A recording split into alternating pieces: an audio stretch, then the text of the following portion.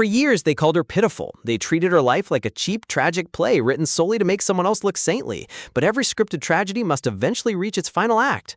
Behind the velvet curtains, the puppet master pulled the strings, keeping her trapped in the role of the weeping victim. She was never meant to be more than a prop, a tool to elevate a liar's reputation. But a puppet cannot be controlled once it realizes the strings holding it up are ready to snap. The stage is set and the illusion is about to shatter. Seraphina Lopez, the golden girl of high society, wore her innocence like a sparkling crown.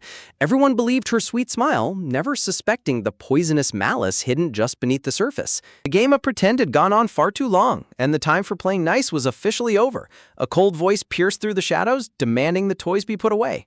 With a single ruthless snap, the fragile ties to her past were severed forever. There was no room left for sentimentality or weakness in the battle that was about to unfold. The mask of friendship was completely discarded, replaced by a promise of absolute ruin. The hypocrites who ruled this high society were about to watch their pristine world burn to the ground. Inside the Grand Imperial Palace, the music swelled as the noble elite gathered for the event of the season. No one had any idea that a storm was brewing right outside the ballroom doors. As usual, the crowd swarmed around Seraphina, singing her praises as the undisputed darling of the social circle. She basked in the mindless adoration, confident that her throne was secure. But amid the laughter and music, whispers began to ripple through the crowd as guests noticed a glaring absence. Where was the shadow that always trailed behind the Golden Girl? For as long as anyone could remember, Lady Loriancy had been nothing but an errand runner, a pathetic servant dressed in rags to make Seraphina shine brighter. She was the laughingstock of the nobility. They mocked her devotion, calling her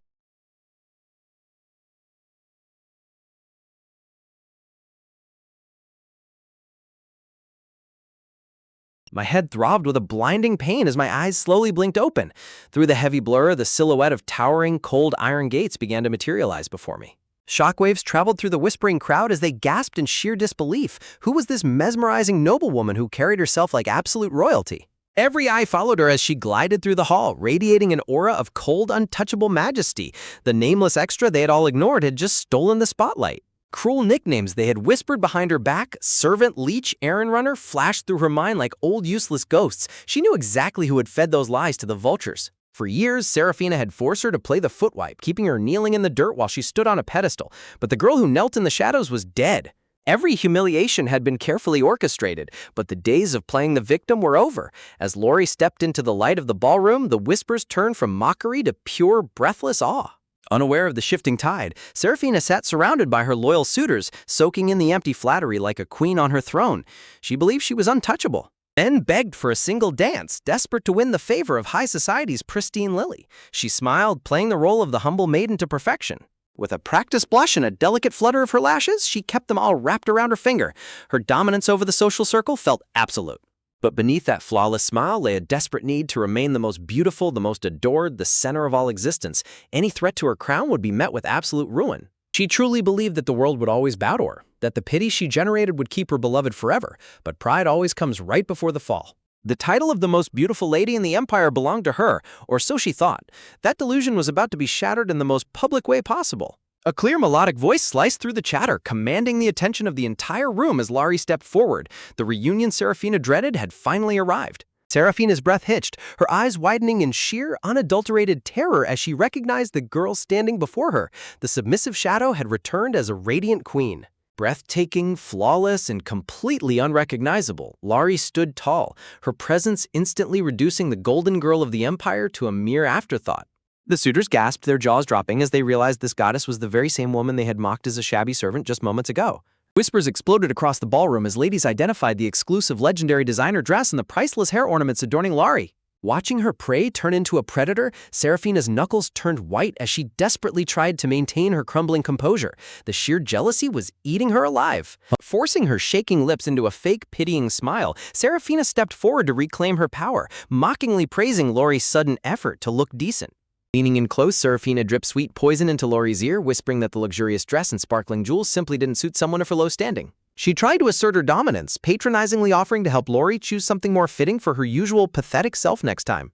"I know you best," Seraphina hissed under her breath, trying to drag Lori back down into the dark, suffocating trap of her control, but she had severely underestimated Lori's new allies. Sharp, resounding snap of a fan broke the tension, echoing like a gunshot through the silent ballroom. A terrifyingly powerful aura descended upon them.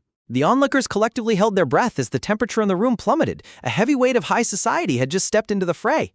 Lady Evangeline Claudia stepped forward, her voice laced with lethal amusement as she claimed full responsibility for Laurie's stunning appearance. Elegant, untouchable, and possessing absolute authority, Evangeline stood as the most splendid rose of the empire, a force no one dared to cross. With a swift, decisive motion, Evangeline grabbed Laurie's hand, tearing her away from Seraphina's desperate grasp.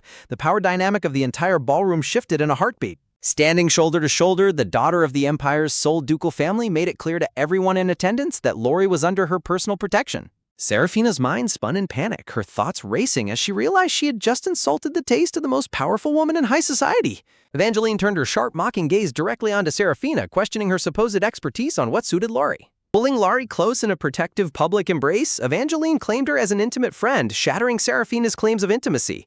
Seraphina stared in horror, realizing that the nickname she had used to humiliate Laurie was now being used by the Duchess as a badge of honor. Evangeline's eyes flared with cold fury as she openly accused Seraphina of insulting her refined taste, trapping the liar in her own web of deceit.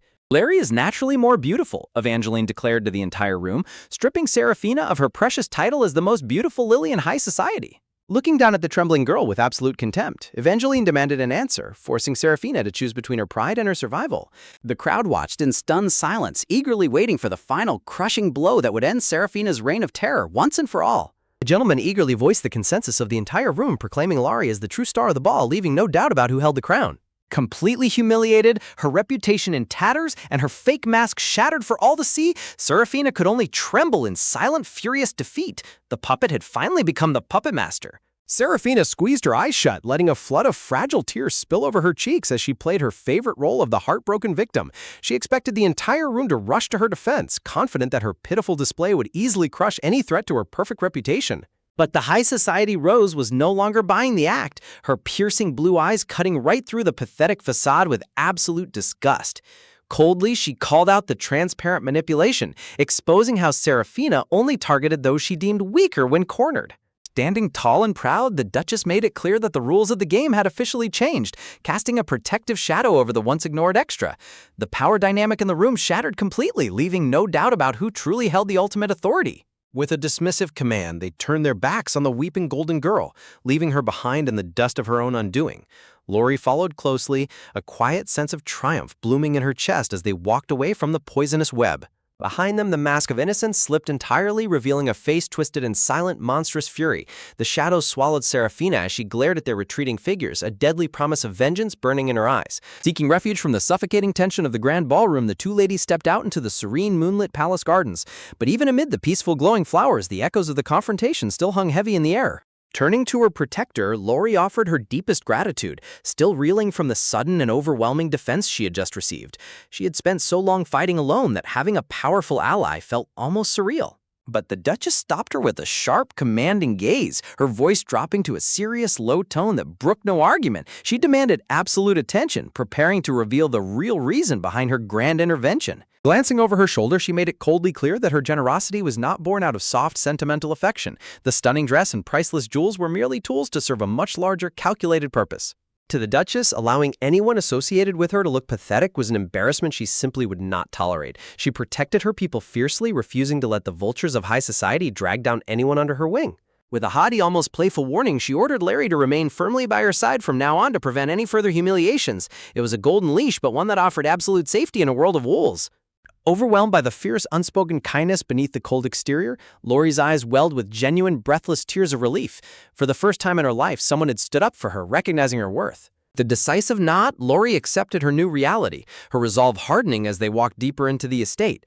Little did she know, this triumphant moment was merely the threshold to a much stranger, forgotten past. Clutching the Duchess's hands with sudden, bright enthusiasm, Laurie felt a surge of hope that things were finally going to be different. But just as she embraced her new future, a violent shift in time and space pulled her back. The scene dissolved, dragging her consciousness back to a sunny, peaceful garden tea party from a different lifetime. The elite of high society sat gossiping, completely unaware of the storm brewing in the mind of a young girl. Navigating through the rows of elegant tables, a young woman carrying a heavy stack of cushions moved like a silent servant. She was invisible to the laughing nobles, dismissed as nothing more than a convenient errand runner. Suddenly, a jolt of foreign memories crashed into her brain, freezing her in her tracks as the truth of her situation became terrifyingly clear. She wasn't just a bystander anymore. She had possessed the body of the tragic, submissive extra. In the silence of the forest, the terrifying truth of our biology hangs in the air. Every demon, devil, and dragon is born with an intricate network of glowing pathways burned into their very flesh. A sudden exclamation of fake distress snapped her out of her confusion, forcing her to focus on the girl sitting at the center of attention.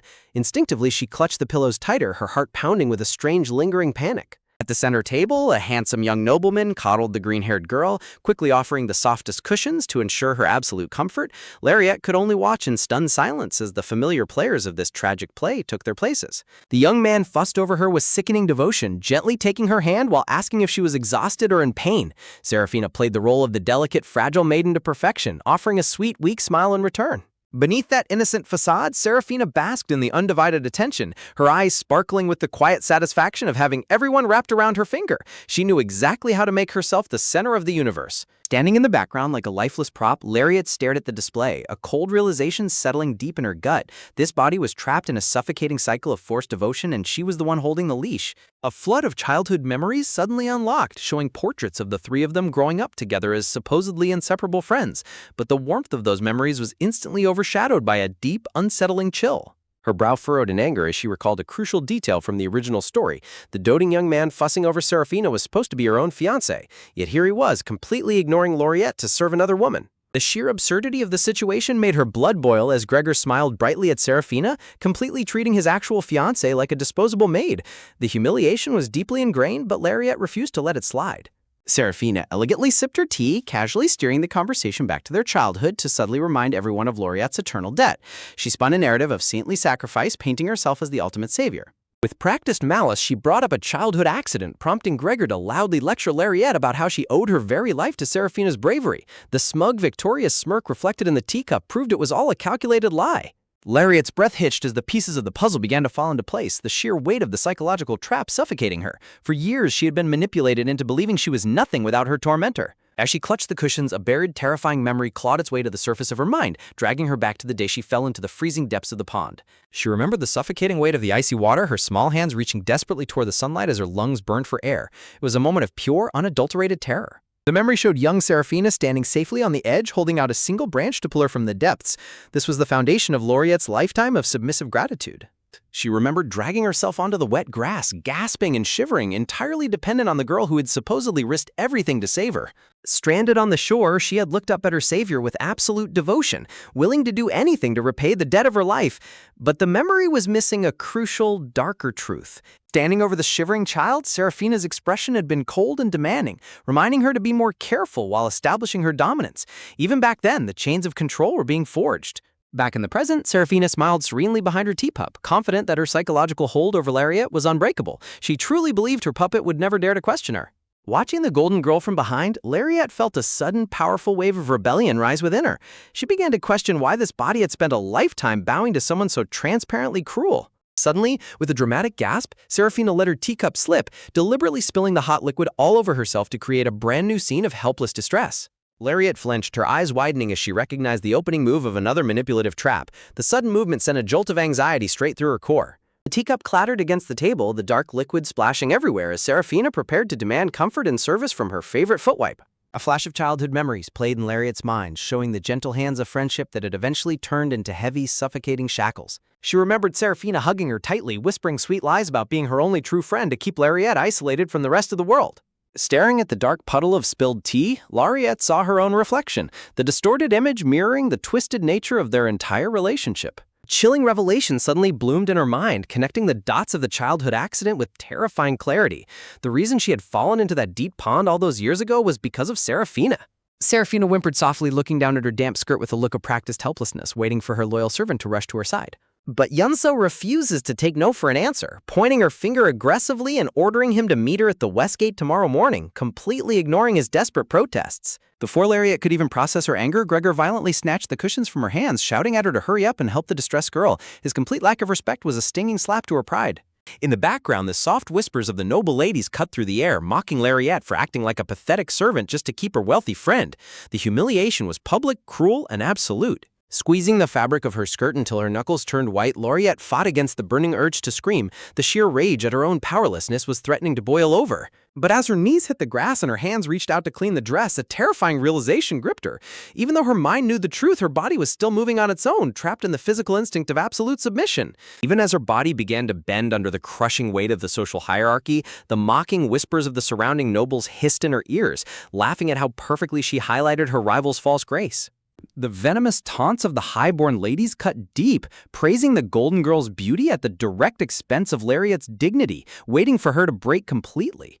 A violent wave of indignation coursed through her veins, her fingers clawing into her own skirt as she fought the agonizing urge to submit to this pathetic fate. Looking down at her tormentor's smug, hidden smirk, she heard a voice scream in her mind asking if she was truly going to let these monsters walk all over her again. For too long, she had been treated as a cheap puppet, her movements dictated by the cruel strings of those who claimed to love her while secretly pulling her down. But the fire of a transmigrator's soul burned too bright, fueled by a searing rage that refused to let this tragedy play out the way the author intended. With a sudden burst of raw, newly awakened strength, she shattered the physical chains of her submissive instincts, grabbing Seraphina by the ankle and forcefully shoving her down. The sudden violent disruption shattered the peaceful garden atmosphere, leaving the onlookers completely paralyzed with utter shock at the unthinkable rebellion. High society's delicate darling went flying backward, her elegant composure instantly destroyed as she tumbled unceremoniously onto the hard ground. Sprawled out in the dirt, Seraphina stared up in sheer, wide-eyed disbelief, her carefully constructed mask of perfection utterly shattered in a single second. Instantly, Gregor roared in sheer panic and outrage, his voice booming across the garden as he demanded to know if Lariat had completely lost her mind. But Lariat barely heard his pathetic screams. Staring at her hands in breathless awe, she realized she had finally broken free of the story's physical shackles. The memories of the original novel flashed through her mind, reminding her of the tragic narrative she was supposed to blindly follow. In that original tale, Seraphina was written as the ultimate pure saint, a sweet, innocent girl from a small village destined for greatness. The text of the book painted her as an angel of mercy, performing acts of selfless charity that easily won the hearts of everyone she met. It was her destiny to rise above her humble beginnings, stepping into the sparkling lights of high society to claim her rightful throne of adoration. But every pure saint needed a wicked villainess to torment her, and the original story made sure Seraphina suffered under the cruel envy of the high-born elites. Ultimately, Seraphina was destined to overcome those trials, finding her happily ever after in the arms of a handsome prince while the rest of the world bowed to her. In that grand play, Lauriette's role was nothing but a faceless shadow, a pathetic, ignored childhood friend meant to be stepped on and forgotten. But that submissive fool was dead, and the new soul inhabiting this body had absolutely no intention of playing a mindless extra ever again. Gregor rushed to Seraphina's side, coddling her with sickening panic as if her entire life were flashing before her eyes. Beneath her trembling facade, however, Seraphina's eyes burned with a dark, calculating malice, her mind already plotting how to turn this humiliation into a lethal trap. Whipping around, Gregor snarled at Lauriette, loudly ordering his own fiancé to kneel and beg for forgiveness as Seraphina played the fragile victim to perfection. The surrounding crowd instantly erupted into vicious whispers, eagerly gossiping about the dramatic fall and casting judgmental glares at the supposedly jealous fiancé. Sensing the crowd's sympathy shifting in her favor, Seraphina dramatically clutched her head, wincing as if she were on the very verge of fainting from the trauma. Gregor practically melted with concern, eagerly offering his chest for her to lean on while shooting murderous glares at Lariette. Softly whimpering, Seraphina looked up with wide, tear-filled eyes, pleadingly asking if she could rest against him to soothe her fragile, shattered nerves. The young nobleman blushed furiously, his chest swelling with a protective savior complex as he prepared to unleash his full wrath on his fiancée. He screamed at Lariette for endangering such a delicate soul, but she merely offered a cold, unimpressed sigh, telling him to lower his obnoxious voice. With absolute composure, Lariette stood tall and ordered the Golden Girl to get up first, promising she would offer a proper apology once they were both on equal footing. Seraphina froze, a cold sweat breaking out as she realized Lariette's gaze held none of the usual fear or submission, only a chilling, unyielding confidence. Staring down at the pathetic display before her, Lauriette prepared her next move, ready to turn high society's strict rules against her tormentors. Right on cue, Countess Johansson, the host of the estate, hurried over with a tense smile, suggesting it would be best for everyone to move to the private lounge. But instead of accepting the host's polite life raft, Gregor snapped in a blind, arrogant rage, insulting the Countess by mocking the party's safety measures. He loudly declared that the host's preparations were pathetic, insisting that his precious, delicate Seraphina was far too fragile for such a hostile environment. Countess's smile instantly vanished, a dangerous chill settling over the garden as Lauriette watched her foolish fiancé commit absolute social suicide. Gregor's loud, brainless outburst echoed. The estate's entire staff stood in rigid, silent shock, completely insulted by the young man's public attack on their mistress's hospitality. Stepping in with effortless poise, Lauriette sharply rebuked Gregory, calling him out for his utter lack of respect toward the host who had welcomed them. She reminded him that starting rumors of a guest being injured under the Countess's roof was a direct, unforgivable insult to the house. Such a public scandal would instantly ruin the hostess's hard-earned social reputation, a crime high society would never easily forgive. Knowing exactly how to play the game of noble politics, Lauriette made it clear that she would never allow her family name to be dragged into such a disgraceful display. Turning back to the hostess, Lauriette bowed with flawless elegance, offering her deepest apologies for the foolish commotion her companions had caused. Gregor gaped at her in utter bewilderment, completely unable to comprehend how his quiet, submissive fiancé had suddenly turned into a master political player. Sweeping a lock of hair behind her ear, Lauriette turned her sharp gaze back to the shivering green-haired girl, a brilliant, dangerous plan forming in her mind. She pointed out the sheer absurdity of Seraphina's sudden dramatic collapse, noting that her elegant boots were perfectly tied and entirely undamaged. Seraphina's heart skipped a beat, her eyes widening in pure panic as she realized her calculated lie was being methodically picked apart in front of everyone. With a sweet, poison-laced voice, Lauriette apologized for her foolish mistake, mocking Seraphina's supposed fragility by suggesting she must be incredibly weak to fall from a simple check. Smiling like a benevolent angel, Lauriette gracefully extended her hand, offering to help her delicate friend up from the dirt in a show of ultimate superiority. Sprawled in the dirt, Seraphina could only stare at the outstretched hand in sheer terror, realizing that her helpless puppet had just become her most dangerous master. Countess Johansson stared in utter disbelief as Seraphina's pathetic defenses crumbled, the golden girl stuttering helplessly in a desperate bid to salvage her failing act. Around them, the tense silence was punctured by the venomous whispers of the crowd, as the nobles quickly realized they had been played for fools by a fraud. Recognizing the absolute social ruin of the situation, the Countess coldly called for order, demanding the guest be escorted away before the scandal could spread any further. With a final, icy, dismissive remark, the Countess turned her back on Seraphina, walking away and leaving the ruined favorite in complete, suffocating isolation. Seraphina desperately pleaded for her return, but for the first time in her favored life, she was met with nothing but absolute, humiliating silence.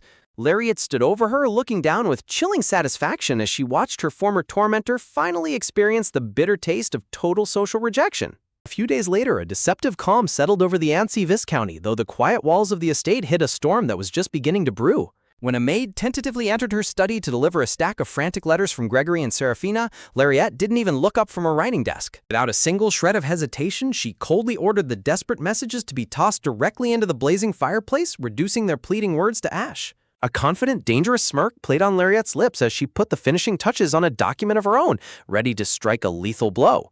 With a decisive snap, she slammed her hand down on the parchment, knowing this single piece of paper would alter the course of her entire destiny. Spelled out in bold, undeniable ink was a formal declaration of broken engagement, a weapon that would shatter Gregory's arrogant life to pieces. Smiling brightly, she admired her flawless work, confident that high society's complex laws would protect her family from any fallout of this bold rebellion. The bitter memories of Gregory treating her like a cheap maid flashed through her mind, hardening her resolve to completely destroy his parasitic influence. She knew exactly why he had proposed. A landless second son, his entire future relied on leeching off her family's wealth and prestige. She recalled with a heavy heart how her loving parents had tried to warn her, a tragic truth she had been blind to until now. Pressing the hot sealing wax down, she finalized the annulment, eager to free her family from his shadow once and for all. Just as the seal cooled, the sudden heavy sound of chaotic footsteps echoing outside the door shattered her brief moment of peace. Before she could react, the door was violently thrown open, revealing a familiar, rage-filled presence standing on the threshold. Gregory stood there, his face distorted with raw, unbridled fury as Lauriette stared back with calm, unimpressed defiance. Behind him, a trembling maid stammered out a panicked apology, unable to stop the wild nobleman from forcing his way inside. Dismissing her servant with a calm wave, Lauriette prepared to handle the obnoxious intruder on her own terms. As the door clicked shut behind her, the heavy silence of the room was charged with a dangerous, explosive tension. Rubbing her temples with a cold sigh, Lauriette flatly asked if he truly thought it was appropriate to barge into a lady's private quarters like a beast. Gregory exploded in outrage, screaming at her for ignoring his letters and demanding to know if she had completely lost her mind. Standing tall, she coldly shot back, pointing out his own utter madness for invading her room while she was supposed to be recovering from illness. Gregory sneered, completely ignoring her words as he loudly complained about the massive public embarrassment her sudden departure had caused. He arrogantly ordered her to beg for his and Seraphina's forgiveness, but Lariat suddenly cut him off with a violent mock cough. Covering her mouth with a dramatic wince, she innocently claimed his loud voice was entirely drowned out by her terrible, fragile state. Gregory gaped at her in stunned silence, his jaw dropping as he realized she was shamelessly using his own tactics against him. Dropping the act instantly, Lariat rolled her eyes, mocking him for thinking she would waste a single second tolerating his pathetic whining. Gracefully taking a seat, she turned the tables entirely, demanding to know when she could expect a proper apology from him. She coldly lectured him on basic noble etiquette, making it clear that his boorish behavior was a massive disappointment to her family name. He listed his crimes one by one, highlighting his disgusting habit of placing another woman before his own fiancée at every turn. Gregory snapped, defensively claiming his behavior was justified because Seraphina was a fragile childhood friend, before threatening to break their engagement. A brilliant, breathtaking smile lit up Lariat's face as she held up her sealed envelope, practically radiating pure joy. With absolute delight, she declared she would gladly grant his wish, formally ending their engagement right then and there. Gregory stood frozen, his brain struggling to comprehend how his leverage had suddenly been turned into his own worst nightmare. Before he could even formulate a response, Lariat raised her voice, cheerfully calling for her staff to escort their unwanted guest out.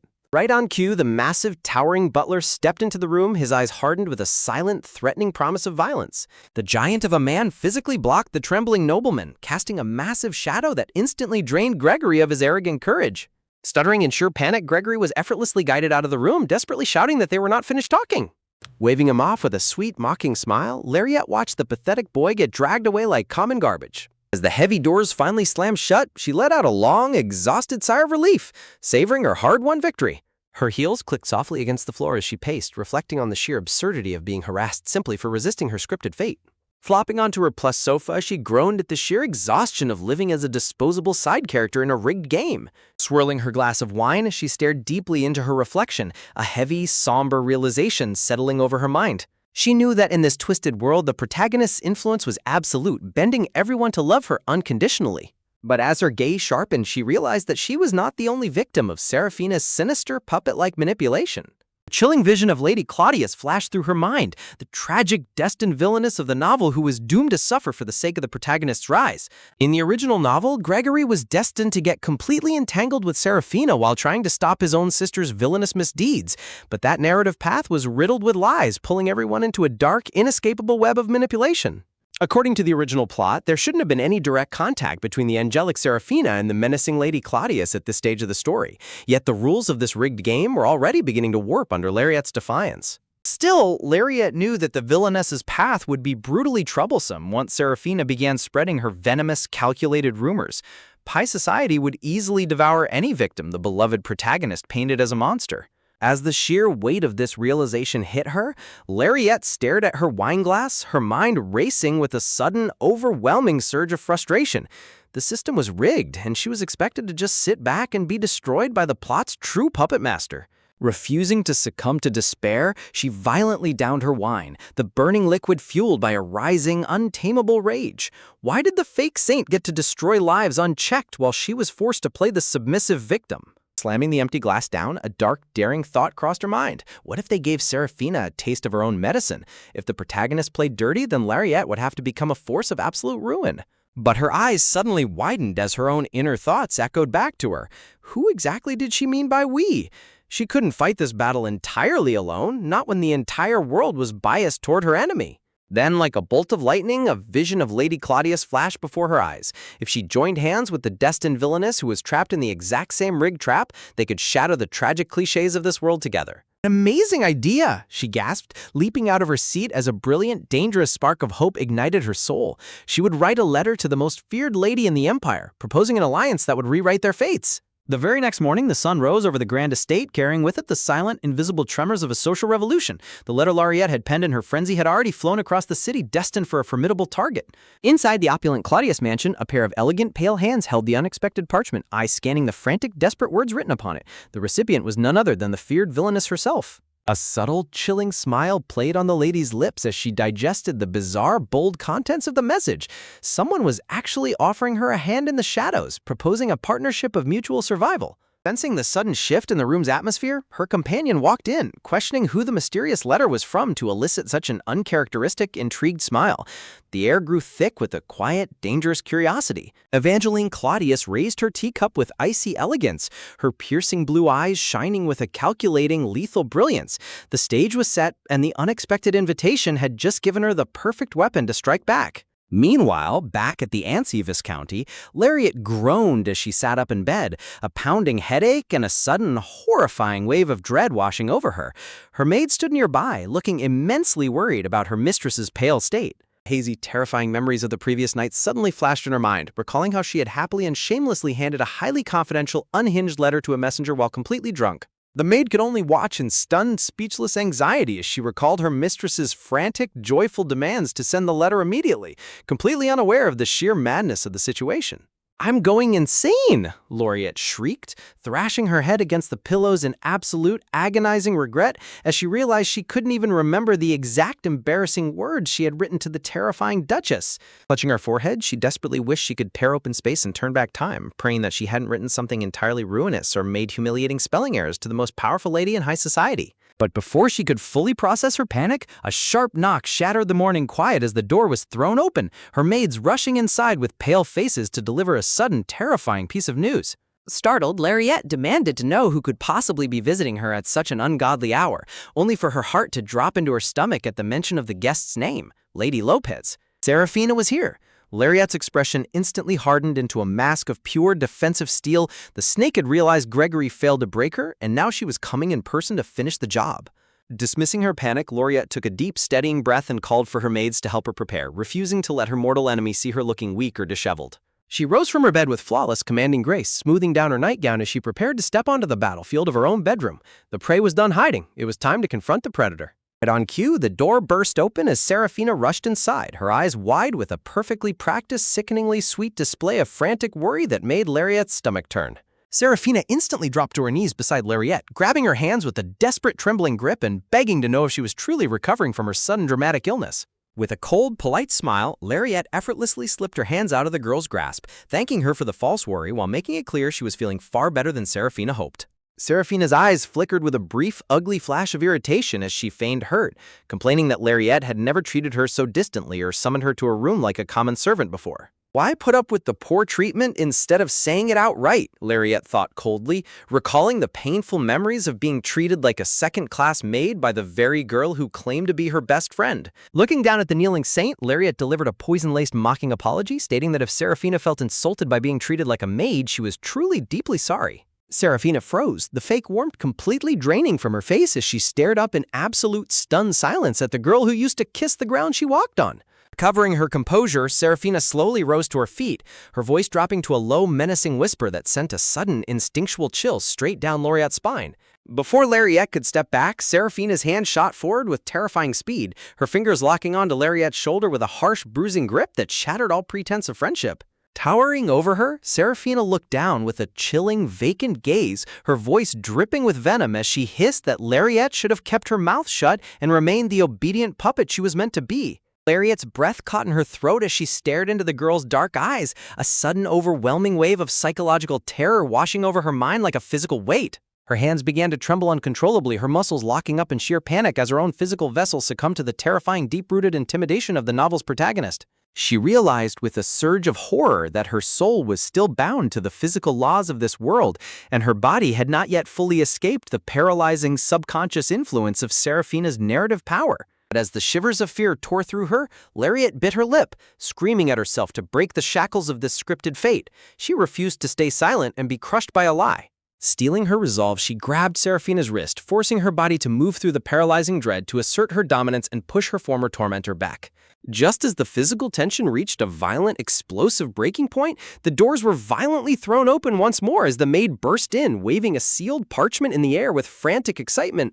"A reply has come," the maid gasped for air, her loud announcement echoing off the walls and instantly freezing both women in their tracks.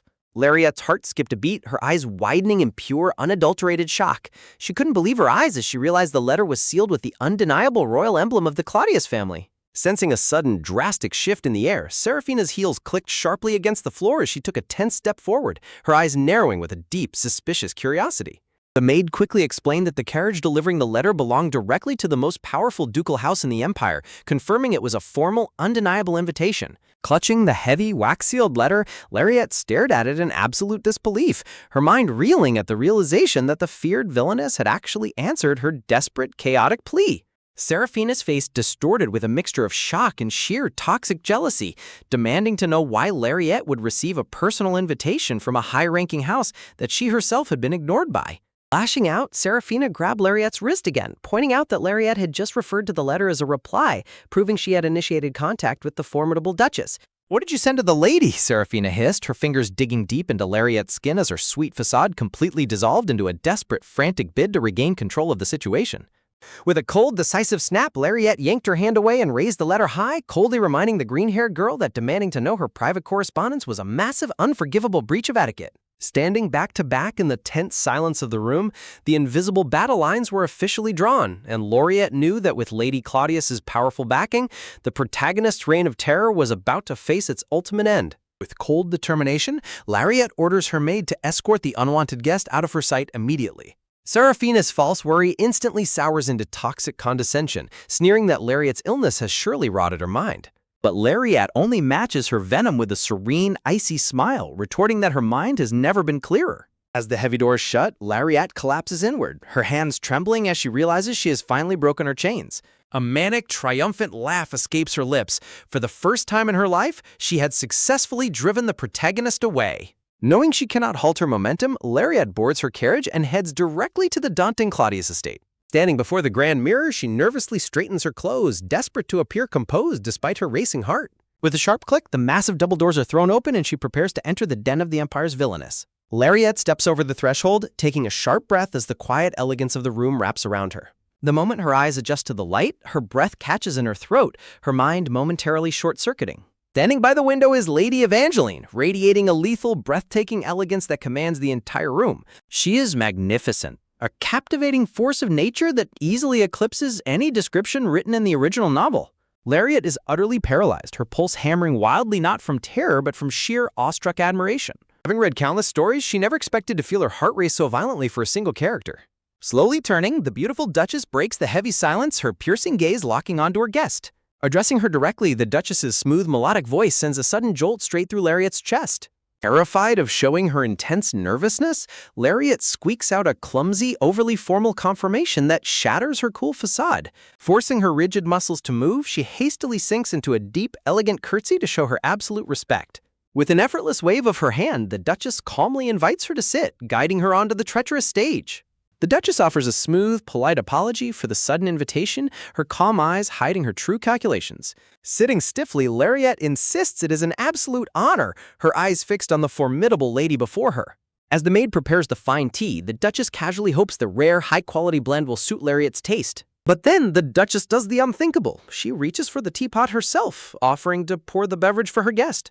Terrified by this overwhelming, unexpected gesture from a high-ranking noble, Lariat frantically waves her hands in panic. Instantly, the air in the room drops to freezing temperatures as the Duchess stops mid-motion, staring at her flatly. Calling her name in a low, dangerous tone, the Duchess moves to pour the tea anyway, ignoring Lariat's frantic objections. The shadows in the room seem to warp as the Duchess coldly demands to know if Lariat is always this painfully annoying. Lariat's heart stops, a cold wave of raw, instinctual terror washing over her under that piercing, lethal glare. Panic screams in her mind as she desperately wonders if her unhinged, drunken letter has ruined everything before they even began. But the Duchess merely sighs, placing the teacup down as if pouring a simple beverage is hardly a task worth fighting over. As she pours, she quietly notes that Lariat's incredibly bold, desperate letter had led her to expect a much more daring woman. With a softer tilt of her head, she urges Lariat to drink and try the pastries, showing a surprising hidden warmth. Lariat blinks in stunned silence, her panic slowly dissolving into a profound, eye-opening realization. She remembers her past life of constantly walking on eggshells, realizing that her habit of submissive behavior is what truly held her back. Lifting the delicate porcelain cup to her lips, Lariat takes a slow, steadying sip of the fragrant tea. Exhaling softly, Lariat offers a genuine, bright smile, praising the absolute perfection of the exquisite brew. Taken completely off guard by the sudden, dazzling display of warmth, the Duchess visibly flinches in startled surprise. Flustered, the Duchess huffs that she only prepares the highest quality varieties, trying to rebuild her icy defensive shield. Looking closely at her host, Lariat realizes that this supposedly terrifying villainess is actually incredibly soft and kind. It makes absolutely no sense that someone so inherently gentle would end up ruined and exiled in the original novel's plot. She realizes the tragic events were never fair. The system itself forced the villainy, fueled entirely by Seraphina's poison. The Duchess confirms Lariat's thoughts, her sharp eyes searching Lariat's face for any sign of deception. Leaning forward, the Duchess demands to know the exact method Lariat proposed in her letter to rewrite their tragic fates. Lariat's breath hitches. She had thought her drunken proposal was a wild fantasy, but now the real battle has officially begun. A slow, confident smile spreads across Lariat's face as the lingering doubts and absurdities of her fear fade away. Looking straight into those bright blue eyes, Lariat boldly declares that her method is for them to become genuine friends. The Duchess freezes in absolute stunned disbelief, completely blindsided by the raw sincerity of the bizarre proposal. Sensing the shift, Lariat points out that they share a common, powerful enemy who wants to see them both utterly destroyed. Leaning forward with absolute conviction, Lariat asks for permission to expose the foul rumors circulating in high society. Crossing her arms with a subtle intrigue smirk, the Duchess tells her to proceed, officially cementing their dangerous, fate-altering alliance. Lariat watches the formidable Duchess closely, realizing that behind her untouchable, haughty exterior, the lady is deeply plagued by the toxic rumors circulating in high society. To lay her cards on the table, Lariat bluntly lists the outrageous gossip, painting the Duchess as an arrogant tyrant who looks down on everyone, causing the proud lady's composure to instantly fracture. Panic flares behind the Duchess's eyes as she desperately struggles to regain her cool facade, her aristocratic pride refusing to let her show just how deeply the words stung. Exhaling a sharp, defeated sigh, the Duchess tries to brush it off, while Lariat silently compares her reaction to a startled, defensive cat, revealing a surprisingly vulnerable side. Seizing the moment, Lariat pitches her strategic masterstroke. By showing the world they have formed an unbreakable bond, they can completely rewrite their social standing. If the most feared, high-ranking Duchess is seen publicly displaying genuine affection for a lower-ranking noble, the public's terrifying perception of her will instantly dissolve into approachability.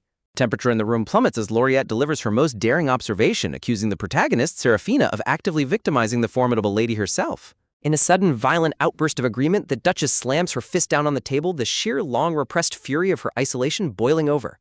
Trembling with rage, the Duchess fiercely vents about the limits of Seraphina's calculated malice, exposing how the villainess plays the frail victim while secretly manipulating everyone from the shadows. Lariat's heart leaps with triumphant relief as she claps her hands, realizing that she has successfully bypassed the Duchess's defenses by offering a shared agonizing grievance. But the Duchess's sharp tongue doesn't spare her guest, bluntly calling out Lariat's past pathetic submission as she blindly chased after Seraphina's deceptive shadow. As the Duchess relentlessly roasts her past weakness, demanding to know if Seraphina held some dark blackmail over her, Lariat can only shrink back under the weight of the brutal truth. Turning her piercing gaze back to the main issue, the Duchess demands a definitive, high-stakes confirmation. Does this alliance mean Lariat is permanently severing her ties with the Golden Girl? Looking straight into the Duchess's eyes with a cold, terrifying resolve, Lariat declares that she will never play the fool again for someone who treated her as nothing but a disposable tool. She explains the profound shockwaves this move will send through the aristocratic circles, aligning herself, Seraphina's most loyal follower, with the Empire's ultimate villainess. This drastic betrayal will force the entire high society to question Seraphina's perfect innocence, slowly chipping away at her flawless armor until the protagonist finally slips. Silence descends upon the room as the Duchess stands motionless, her sharp eyes scanning Lariat's face as she calculates the risks of this incredibly tempting proposal.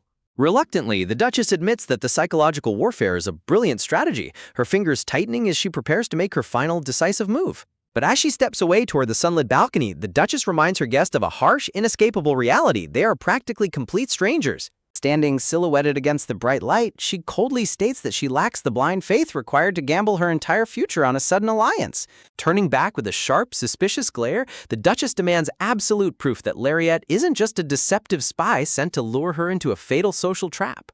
Lariat remains calm, fully understanding that a woman who has been systematically isolated would view any unexpected hand of friendship with profound suspicion. With Seraphina tirelessly sabotaging the Duchess's relationships, Lariat's sudden arrival must feel like a beautifully packaged, highly lethal cage.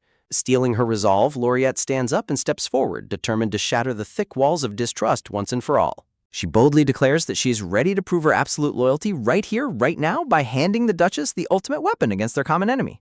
Standing face to face on the grand balcony, the two women lock eyes in a tense, silent battle of wills, the fate of the entire empire hanging on the next words spoken. The Duchess's breath catches in her throat as she stares at her visitor, utterly captivated and caught off guard by the sheer unyielding intensity in Lariat's eyes. With a confident, mesmerizing smile, Lariat steps closer and asks if they can finally call each other true, equal friends. Far below the balcony, the thunderous rumble of carriage wheels echoes through the courtyard as a magnificent carriage suddenly pulls up to the mansion. The chief butler rushes to open the carriage door, warmly welcoming home the master of the house who has returned from his duties far earlier than expected. Emerging from the carriage is Duke Dietrich von Claudius, radiating a powerful, overwhelming aura of cold nobility that commands absolute submission. As he steps out, a sudden movement on the upper balcony catches his attention, prompting him to look up with a subtle, curious hum. His eyes narrow in surprise as he spots his notoriously reclusive sister standing out in the open, deeply engaged in conversation with an unfamiliar young woman. Intrigued by this unprecedented sight, the Duke watches from below, his sharp mind instantly analyzing the strange sudden shift in his sister's solitary world. Back on the balcony, the Duchess flinches in shock, her proud posture crumbling into adorable, flustered panic as she realizes her brother has witnessed her vulnerable moment. Observing her uncharacteristic, frantic reaction from the courtyard, a rare, amused smirk plays on the Duke's lips as he finds himself highly entertained by the unfolding drama. Trying to ignore her brother's gaze, the Duchess turns her focus back to Lariat, amazed by how a woman who was just belittling herself is now standing so tall. She watches in stunned silence as Lariat confidently extends her open hand, offering an undeniable pact of partnership beneath the warm evening sun. Her fingers tremble with hesitation as she slowly raises her hand, the desire to trust warring with the deep-seated fear of betrayal that has defined her life. Pulling her hand back slightly at the last second, the proud Duchess demands to know the exact details of Lariat's proposed proof. Observing her extreme caution, Lariat's eyes flash with a brilliant, calculating light, confirming that this guarded woman is indeed the perfect ally to help her execute her plan. With an elegant, sweeping gesture, Lariat assures her that the task is incredibly simple, promising to handle all the difficult maneuvers herself if the Duchess will only listen. He turns back with a dazzling, reassuring smile, ready to drop a bombshell of truth that will forever shatter the Duchess's doubts. Lariat sets her teacup down with a sharp, echoing click, preparation complete as she prepares to unveil Seraphina's most pathetic hidden acts of sabotage. The Duchess gasps in utter horror as Lariat reveals the truth about Seraphina's petty malice, including how she deliberately orchestrated embarrassing accidents like spilling tea. The Duchess's blood runs cold as she absorbs the disgusting reality of Seraphina's calculated cruelty, realizing the Golden Girl is far more twisted than she ever imagined. Feigning a delicate, tearful sigh, Lariat plays her role perfectly, lamenting how she simply couldn't endure the quiet, agonizing torment of Seraphina's bullying any longer. But deep down, a manic, brilliant grin spreads across her mind as she utilizes the ultimate psychological bonding technique. Nothing unites people faster than bad-mouthing a common enemy. Overwhelmed by a surge of protective fury, the Duchess suddenly lunges forward and tightly grabs Lariat's hands in a desperate grasp of solidarity. Looking into Lariat's eyes with fierce, unyielding determination, the Duchess fiercely commands her never to waste her precious time on such a toxic monster ever again, officially forging their deadly alliance. Lariat softly whispers her gratitude, touched by the sudden fierce defense from the formidable lady, yet she knows she cannot let her guard down just yet. The proud Duchess instantly realizes the weight of her own outburst, her cheeks flushing as her typical haughty composure completely evaporates. Desperately trying to salvage her aristocratic dignity, the Duchess stammers a hasty retraction, insisting they are strictly temporary associates and nothing more. Instead of being deterred, Lariat beams with pure, radiant joy, declaring that even a temporary friendship with the great Duchess is an absolute honor. Lariat's absolute sincerity strikes a chord, forcing the guarded Duchess to realize she has finally found a genuine, unwavering ally. As the Duchess paces the room, Lariat observes her closely, surprised by the deep-seated impatience bubbling beneath her cold exterior. Turning back, the Duchess admits that the toxic rumors have pushed her entire family to the absolute brink of social ruin. She bitterly vents that even her cold-hearted brother has threatened to cut her off entirely, a shocking revelation that sends a jolt of alarm through Lariat. Lariat's mind races as she connects the dots, realizing that the original tragic timeline is already beginning to play out exactly as written. In the original novel, this very isolation eventually led to the Duchess's complete banishment, a fate Lariat is now fiercely determined to rewrite. Letting her mask slip further, the Duchess quietly confesses that she knows her sharp, prickly defense mechanism only pushes people further away. Stepping in without hesitation, Lariat gently reprimands her new friend, reminding her of her own rule never to self-deprecate. With clasped hands, Lariat boldly confesses that she always found the Duchess's cool, untouchable aura incredibly admirable and desirable. The Duchess freezes in absolute shock, completely unaccustomed to receiving such raw, unadorned praise from anyone in her life. Seizing the opening, Lariat suggests they celebrate their new alliance by sharing their true likes and deepest desires. The Duchess blinks, momentarily lost in thought as she tries to recall the last time anyone cared to ask about her personal preferences. Lariat waits expectantly, her heart pounding as she prepares to chip away another layer of the Duchess's frozen defenses. Suddenly, the Duchess's eyes narrow on Lariat's outfit, delivering a harsh, biting critique of her disastrous fashion sense.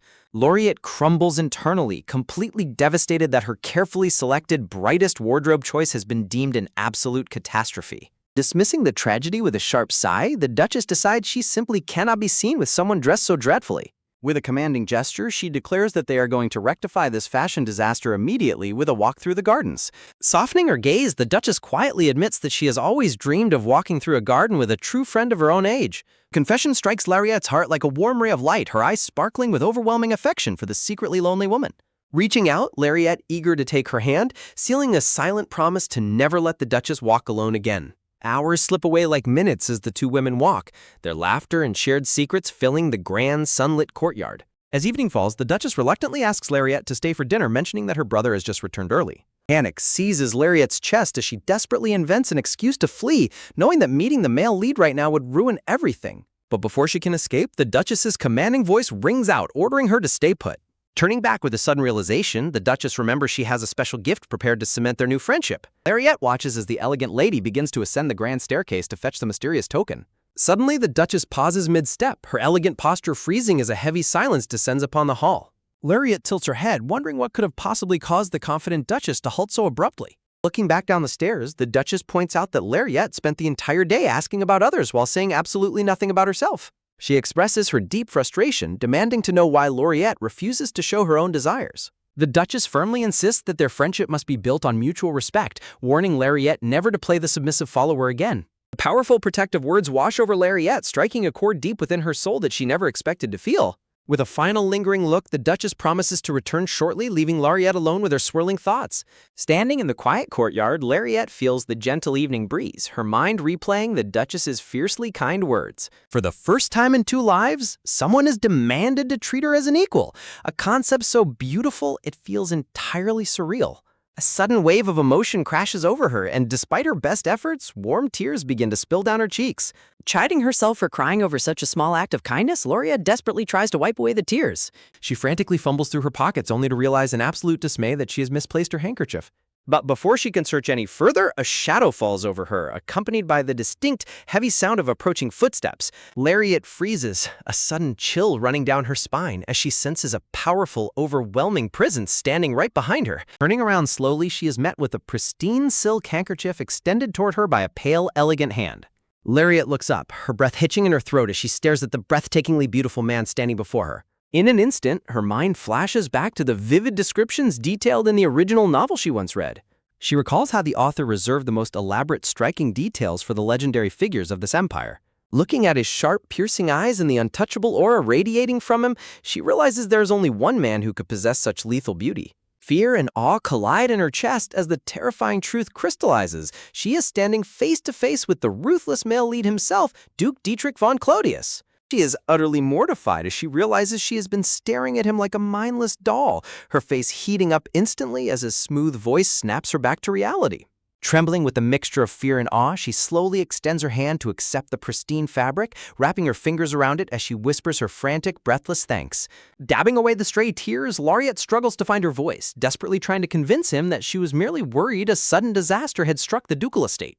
She quickly waves her hands in a panic, eager to explain that her sudden tears weren't from grief, but rather from being so deeply moved by his sister's overwhelming warmth and kindness. Dietrich freezes, his piercing eyes widening in genuine, absolute shock as he tries to process the impossible claim that his notoriously icy sister could ever be warm. Observing his complete bewilderment, Lariat tilts her head, realizing his reaction is far more complicated than she initially assumed. Her mind flashes to the tragic lore of the original novel, recalling how years of toxic misunderstandings and false rumors slowly eroded the bond between these siblings, ultimately driving the Duchess to her doom. A sudden surge of resolve fires through Lariat. She cannot let history repeat itself. She must clear her new friend's tarnished name right here and now. Summoning every ounce of her courage, she steps directly into his personal space, looking up with fierce determination to set the record straight. She passionately details how the Duchess went out of her way to recommend an exclusive salon, going so far as to personally pour tea for her like a true companion. Clutching her hands to her chest, she assures him that the Duchess listened to her ramblings with the utmost empathy, leaving Dietrich staring down at her in complete fascination. To her utter astonishment, a radiant, breathtaking laugh breaks across the Duke's face as he finds his sister's uncharacteristic behavior absolutely endearing. Lariat's jaw drops as the truth hits her like a lightning bolt. Dietrich doesn't actually hate his sister at all. His coldness was merely a defense against her prickly nature. Her cheeks flush a deep crimson as she realizes she completely misread the entire dynamic, letting her overactive imagination run wildly out of control. She hangs her head in absolute mortification, wishing the ground would swallow her whole after making such a monumental fool of herself in front of the male lead. Amused by her dramatic reaction, Dietrich offers a soft, reassuring smile, noting that it would be terribly uncouth of him to intrude any further on a ladies' gathering. With an elegant, sweeping bow, he bids her a polite farewell, promising a much more proper introduction when they inevitably meet again. As his commanding figure turns and walks away, Lauriette can only watch in stunned silence, her heart pounding against her ribs. Letting out a long, shuddering sigh of relief, she realizes that simply looking at a man with such perfect, God-tier visual proportions has completely healed her soul from the trauma of her past life. She blinks as a sudden, nagging realization hits her, her eyes scanning the quiet courtyard as she tries to recall what she is missing. Her heart stops as she looks down at her hands, realizing with absolute horror that she's still clutching the Duke's personal, highly valuable silk handkerchief. Before she can panic further, the Duchess suddenly reappears, proudly presenting her with a gorgeous basket filled with vibrant, freshly cut red roses. Lariat gasps, cradling the heavy basket against her chest as a wave of warmth washes over her, deeply touched by the unexpected, beautiful parting gift. Turning her head with a trademark haughty sniff, the proud Duchess insists the flower arranging is beneath her dignity and she merely wanted to rid her room of the excess. But as she glances back over her shoulder, her sharp blue eyes lock onto Lariat with an intensity that demands absolute attention. Without warning, the Duchess drops another bombshell, commanding Lariat to be ready by 10 tomorrow morning for a personal carriage pickup. Lariat's shoulders slump in a mixture of fondness and defeat, realizing her terrible fashion sense has officially forced the Duchess to take immediate, drastic action. Placing her hands on her hips, the formidable lady stands tall, silently daring Lariat to object to her imperial decree. Instead of dread, a wave of ecstatic joy floods Lariat's chest as she realizes she has just been invited on her very first official date with a true friend. Stepping onto the carriage with newfound energy, she vows to hold on to this precious bond with everything she has. Beaming with pure, unadulterated happiness, she leans forward to wave goodbye, her laughter echoing through the quiet estate grounds. Watching her depart, the Duchess's typical cold facade begins to slip, her eyes softening as she gazes after the retreating carriage. Lariat eagerly leans out the window to shout her sweet goodbyes, promising to count the hours until they meet again tomorrow. As the carriage rolls out of sight, a heavy, peaceful silence settles over the grand courtyard, leaving the Duchess entirely alone with her thoughts. Standing beneath the twilight sky, the Duchess blinks in mild disbelief, completely unaccustomed to the warm, bubbling feeling expanding in her chest.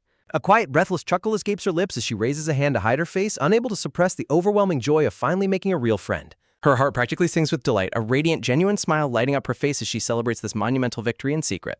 Later that evening, the grand dining hall is bathed in the warm, flickering glow of a magnificent crystal chandelier, a lavish feast prepared for the siblings. Sitting across from one another at the massive table, the typical suffocating tension that usually defines their dinners is strangely absent.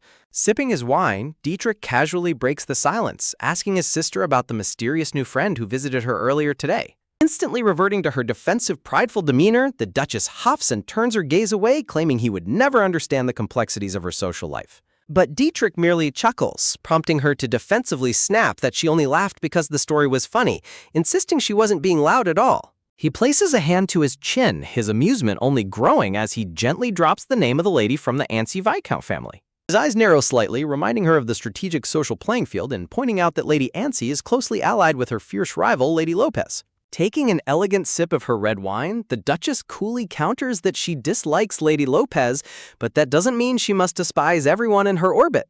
Dietrich's lips curl into a soft, genuine smile, deeply relieved to see his sister finally showing a healthier, more mature outlook on her relationships. Flustered by his warmth, the Duchess wrinkles her nose in a hilarious display of annoyance, silently cursing his ability to read her so easily. She crosses her arms and sighs, lamenting that despite being the Empire's only princess, her current financial restrictions mean she can't exactly shower her new ally with lavish gifts. Clasping his hands beneath his chin, Dietrich flashes a smug, playful grin, declaring that his financial support will depend entirely on how well she behaves from now on. Slamming her hands onto the table, the furious Duchess stands up in mock outrage, but her heart leaps as she realizes her brother is finally giving her the chance to secure her future. Evangeline's proud facade immediately returns, her face twisting into an adorable, petulant scowl as she stubbornly refuses to let her brother get the upper hand. But Dietrich merely laughs, offering a teasing, warm response that only pushes his defensive sister further into a state of sheer comic outrage. Waving his hand with effortless charm, the Duke gently coaxes her to calm down and enjoy their rare, peaceful meal, completely unfazed by her dramatic outbursts. As the laughter subsides, Dietrich gazes quietly at his sister, marveling at the sheer impossibility of what has just transpired. For the proud princess to swallow her pride and request financial aid for a friend is nothing short of a miracle. In his mind's eye, the image of a tearfully grateful Lariat flashes, highlighting just how profoundly his sister's hidden warmth must have touched the young lady's heart. Raising his glass of red wine, Dietrich smiles softly, a profound sense of relief washing over him as he realizes his prickly sister has finally found a genuine bond worth protecting. The next morning arrives in a dazzling wash of golden sunlight, illuminating the elegant facade of the antsy townhouse where an extraordinary day is about to unfold. Standing proudly in the cobblestone driveway is a magnificent, pristine carriage, ready to carry them away on a highly anticipated adventure. Stepping outside, Laureate blinks in sheer disbelief, her heart skipping a beat as she spots the prestigious vehicle waiting right at her doorstep. To her utter astonishment, the formidable Duchess is already waiting, standing with crossed arms and a flushed, impatient expression that reveals she has been here for far too long. Despite her haughty and imposing posture, a delicate, nervous energy radiates from the Duchess, betraying a side of her she desperately tries to hide. When Lariat gently notes how incredibly early she has arrived, Evangeline instantly combusts, shouting back a defensive, blushing denial that echoes through the quiet street. Huffing with supreme arrogance, the Duchess passionately insists that she absolutely did not stay up all night, tossing and turning in anticipation of their first official outing. Observing her frantic excuses, Lariat's mind instantly conjures the image of a prickly, stretching kitten, realizing with immense fondness that the Duchess is nothing more than a cute, defensive tsundere. Overwhelmed by this sudden realization, Lariat clutches her burning cheeks in pure ecstasy, her heart practically melting at the sheer adorableness of her new friend. Stepping into the carriage, Lariat beams with joyful anticipation, completely ignoring the Duchess's cute, whispered protests as they officially set off. As the carriage rolls forward, Evangeline continues her stubborn, flustered lecture, desperately trying to convince her smiling companion that she remains entirely unbothered. Peering out at the beautiful scenery, Lariat can only giggle, reaffirming her absolute vow to believe every single sweet, contradictory word that slips past the Duchess's defensive lips. Soon, the carriage halts before a breathtaking, high-end boutique, a legendary establishment reserved only for the highest tiers of imperial nobility. The moment they step through the heavy doors, the Duchess sweeps her hand across the room, declaring with absolute authority that they will be taking everything from beginning to end. As the stunned shopkeepers scramble to obey, Lariat stands frozen in the background, a swarm of confusion and panic swirling in her mind. She weakly assumes the Duchess is merely indulging in her own personal luxury shopping spree, completely unaware of the storm brewing right beside her. Turning to her with a look of supreme pride, Evangeline demands to know if she agrees that every single item on display is absolutely exquisite. But before Lariat can even nod, a lavish silk fabric is thrust directly before her eyes, instantly snapping her back to a state of high alert. A sudden, chilly shadow falls over Lariat as she senses a terrifying, commanding presence looming over her shoulder. Whirling around, she is met with the terrifying sight of a fuming Duchess, a massive, roaring tiger aura erupting behind her as she demands to know if Lariat forgot the sole purpose of today's trip. Terrified by the predatory glare, Lariat frantically waves her hands in protest, desperately pleading that she couldn't possibly need such an outrageous abundance of clothes. For a brief second, the Duchess's fierce expression softens into a quiet, contemplative gaze, a rare flicker of vulnerability passing through her sharp blue eyes. But in the blink of an eye, the Duchess snorts and physically shoves a protesting Lariat straight into the fitting room, refusing to hear another single word of objection. Seating herself elegantly on a plush velvet sofa, the Duchess opens a book, patiently waiting to witness the grand transformation of her new companion. Hearing the soft rustle of curtains, the Duchess snaps her head up, her breath catching in her throat as she prepares to judge the results. First, Lariat is draped in an elegant, pure white gown adorned with breathtaking designer jewelry and a delicate white scarf, looking like a literal angel descended from heaven. This is followed by a vibrant, spring-themed yellow dress and a breathtaking cherry blossom pink gown that perfectly accentuates her striking, youthful eyes. Staring at the stunning array, the Duchess nods in immense satisfaction, proudly ordering the staff to pack everything up and immediately send it to the townhouse while Lariat panics in the background. Grabbing her arm, Evangeline marches her directly toward a massive gilded mirror, demanding that she open her eyes and witness the truth. Softly, the Duchess whispers a rare, genuine truth, asking if she finally understands just how breathtakingly beautiful she truly is in her natural state. Staring at her reflection, Lariat gasps in absolute shock, barely recognizing the radiant, highly presentable lady staring back at her. But the sweet magic of the moment is instantly crushed as reality sets in. How on earth is her meager dignity maintenance fund supposed to cover such astronomical luxury? Trembling with sheer anxiety, she squeaks out a desperate plea to the shopkeeper, asking if installment payments are possible or if they can desperately put some dresses back. In an instant, the temperature in the room drops to sub-zero as the formidable tiger aura erupts once more, the Duchess roaring in absolute outrage at the mere suggestion. Turning her back with a haughty sniff, Evangeline commands her to stand tall, declaring that she invested in her friend's appearance so they could look magnificent together, and immediately bills the entire fortune to her brother's estate. With her masterwork complete, a brilliant, satisfied smile lights up the Duchess's face as she eagerly prepares to guide her friend to their next grand destination. Confused but deeply touched, Lariat can only watch her, her heart racing as she wonders what incredible luxury awaits them next. Evangeline proudly announces their next stop, an exclusive, highly sought-after brunch spot that required her absolute best efforts to secure a reservation. Tears of overwhelming gratitude well up in Lariat's eyes as she struggles to comprehend the sheer, unconditional kindness of this fierce princess. Stepping out onto the sunlit streets in her brand-new, perfect shoes, a surge of excitement and joy propels her forward. Lifting her heavy skirts, Lariat runs after the retreating figure of the Duchess, her sweet voice calling out a frantic promise to never let go of this incredible bond. Soon, they arrive at the entrance of a stunning, prestigious restaurant, its grand architecture radiating an untouchable aura of wealth and class. Stepping inside, they are met with the lively, sophisticated chatter of high society, the entire room bathed in a warm, welcoming light. Staring in absolute awe at her gorgeous surroundings, Lariat is filled with pure joy, completely unaware of a cold, shadowy presence watching them from the corners, ready to shatter their hard-won peace. Instructing her new friend to wait by the window, the Duchess excuses herself to freshen up, leaving Lariat with free rein to order anything she desires. But as the elegant lady steps away, an uneasy silence begins to settle over the table. Settling into the luxurious seat, Lariat cradles her brand-new, exquisite pink bag, her heart fluttering with the sweet promise of a peaceful afternoon. Yet beneath the restaurant's bright facade, a chilling draft whispers of impending danger. Suddenly, a sharp sensation pricks at the back of Lariat's neck, forcing her to whirl her head around in sudden alarm. What is this suffocating presence creeping up behind her? All around her, the quiet murmurs of high society take on a sharp, mocking edge, the ambient chatter suddenly feeling like a suffocating cage. She is completely alone in a room full of staring eyes, but the true threat is still hiding in plain sight. Just moments ago, she had envied the happy couples dining around her, wishing only to share a warm, quiet meal with her new companion, but her peaceful reverie is about to be violently shattered.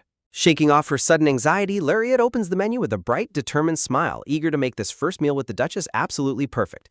Little does she know, she is already being watched by eyes dripping with malice. She hums happily to herself, wondering what delicacies her friend might prefer. A shadow suddenly falls over her table, the air grows cold, and a familiar, venomous voice calls out her name. Whirling around, Lariat's blood runs cold as she is confronted by the thorny, mocking figures of her past, Seraphina and the insufferable Viscount Gusto. Why on earth are they here of all places? The bright, joyful world Lariat had briefly stepped into completely evaporates, replaced by a dark, suffocating dread. Her past is finally caught up with her, and there is nowhere left to hide. Standing before her with a fake sweet smile, Seraphina mockingly notes Lariat's sudden transformation. Lariat tries to maintain her composure, but the sheer hostility radiating from her former associate is blinding.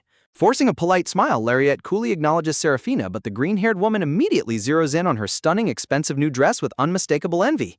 Boldly lifting her head, Lariat counters that her old clothes simply felt too cheap, proudly highlighting her stunning pink luxury bag.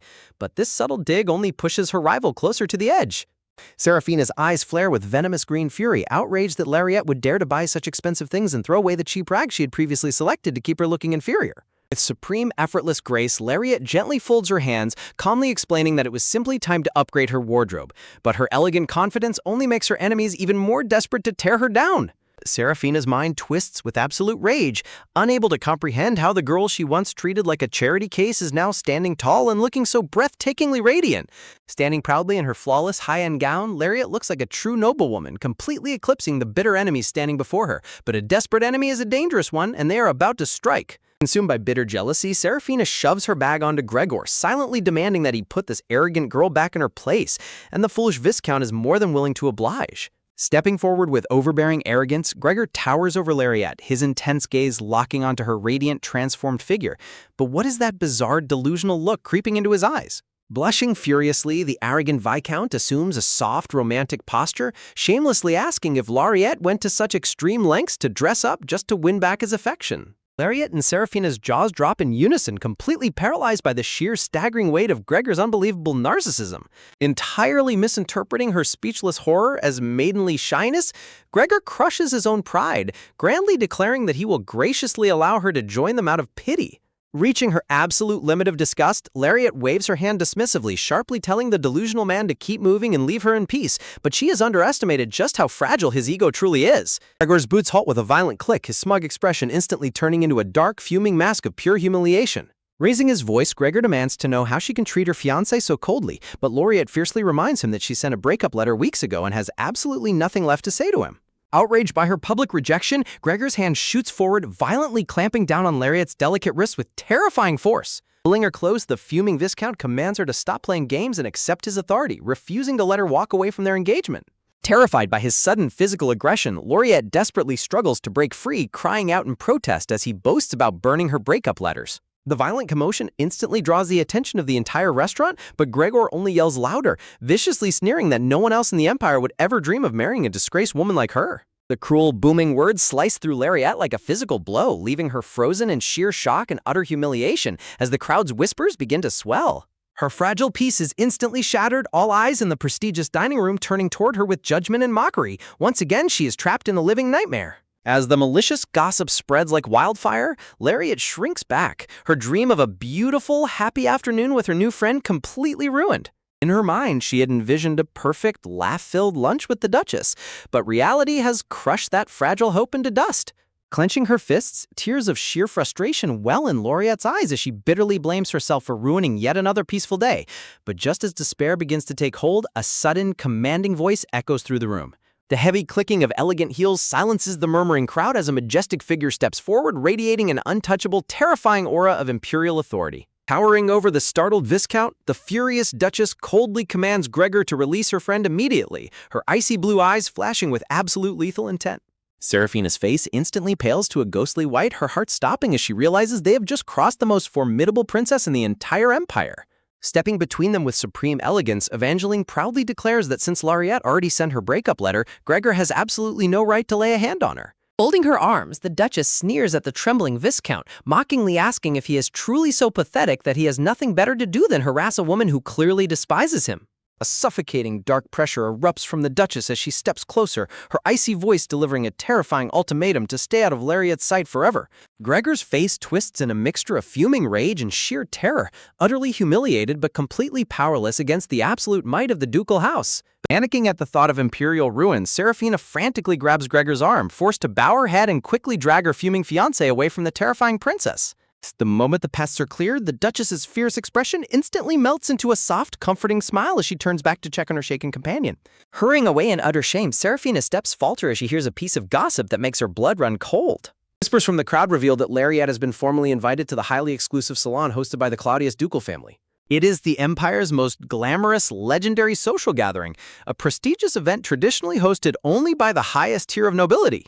Seraphina glares back over her shoulder, her eyes burning with a dark, dangerous jealousy as she realizes Lariat has officially entered a world she can never hope to reach. Sensing the lingering, poisonous gaze, Evangeline turns her head back with a sharp glare, instantly sending the cowed social climbers running for their lives. Seating herself back at the table, the Duchess casually picks up the menu, acting entirely unbothered by the dramatic scene she just effortlessly resolved. As she flips through the pages, Evangeline softly notes that she was planning to invite her to the salon anyway, so it was the perfect opportunity to make it public. Staring at her fierce, protective friend, Lariat's eyes fill with tears of profound gratitude, her heart swelling as she realizes she finally has a powerful bond worth risking everything to protect. Evangeline smiles warmly, her previous icy demeanor completely vanishing as she assures Lariat that dealing with those pests was actually quite refreshing. But beneath her lightheartedness, a deeper connection is quietly beginning to take root. Looking at her protector, Lariat is overcome by a rush of intense emotion, unable to believe that someone as magnificent as the Duchess is standing up for her so fiercely. For the first time in her life, she feels truly valued. A beautiful, overwhelming realization washes over Lariat's heart. As long as she is by this incredible lady's side, her long-lost happiness can finally begin to grow. But this newfound peace is still incredibly fragile. Sitting together, they share a warm, playful conversation about their favorite foods, their laughter flowing effortlessly. It feels like the start of a perfect friendship, but far away from this elegant restaurant, dark forces are already plotting their next move. Out on the cold streets, Gregory trembles with panic as he realizes Laureate is truly serious about ending their engagement, his noble title hanging by a thread. But Seraphina only silences him with an icy glare, her mind twisting with dark calculations. Cowardly and completely intimidated by his partner's sudden coldness, the Viscount quickly stammers an apology. He is nothing but a pawn in Seraphina's game, and she is about to make her next moves. Seraphina bites her finger in sheer obsessive jealousy, unable to comprehend how the weak, submissive Laureate managed to capture the favor of the Empire's most powerful duchess. The sight of them together burns like hot acid. Gritting her teeth, Seraphina realizes that Laureate's sudden defiance is entirely because she has the ducal house backing her now. The realization that she is losing her grip on her favorite target drives her to the brink of madness. Consumed by a dark, dangerous resolve, Seraphina decides that she cannot let this stand. She must corner Laureate once again and reclaim her control before it's too late. But Laureate is currently in a completely different world. Back in her peaceful bedchamber, Laureate wakes to a beautifully written letter from the Duchess asking if she slept well and if she is wearing her brand new clothes.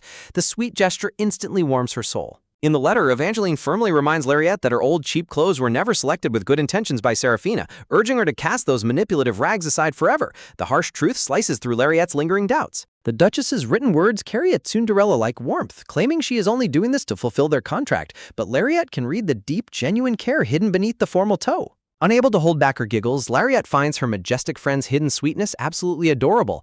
It's clear that the Duchess is terrible at being honest about her feelings. Inspired by the Duchess's kindness, Laureate immediately sits up to pen a heartfelt reply, her heart fluttering with excitement. She wants nothing more than to meet her savior again. Reading further, the letter gently coaxes Laureate to write back or simply come visit her directly. The invitation is so open and warm, it feels like a dream come true. Laureate imagines the proud, elegant Duchess writing these words with a soft smile on her face, pouring her silent affection onto the parchment. The bond between them is growing stronger by the second. As Laureate reads the signature of her contract friend Evangeline, a wave of pure, unfiltered joy sweeps through her. She is no longer alone in this hostile world. Clutching the precious letter tightly against her chest, Laureate closes her eyes, basking in the incredible warmth of knowing someone out there truly cares for her. Giddy with excitement, Laureate rolls around on her bed, squealing with absolute delight because someone so grand actually misses her and is waiting for her. But her joyful reverie is about to face a harsh dose of reality. Suddenly, a shadow of worry crosses Laureate's mind as she pauses, remembering just how hectic the Duchess's schedule must be. Knowing that Evangeline is incredibly busy preparing for the exclusive upcoming social salon, Laureate hesitates, wondering if she should avoid bothering her friend during such a critical time. Sitting up with determination, Laureate resolves that if the Duchess went through the trouble of inviting her despite being so busy, she will do everything in her power to help and support her. Spotting the official imperial seal on the desk, Laureate knows that the invitation is highly formal and carries immense social weight. She cannot afford to be late. Getting ready for the grand day, Laureate looks